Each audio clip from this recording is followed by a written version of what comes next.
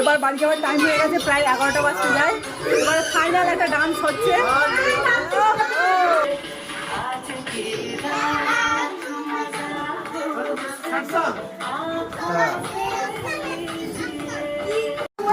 চলো ঘরে ফিরতে হবে, আবার সময় হয়ে গেল।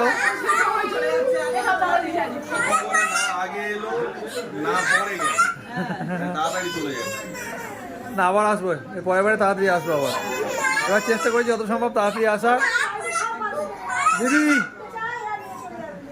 দেবাননি টাটা, তাহলে আসছি তাহলে। চলো কান্নাকাটি করার দরকার নেই, চলো চলো আবার হবে, আবার হবে। এই ওটো আবার হবে, আসতে বছর। চলো সব আসো।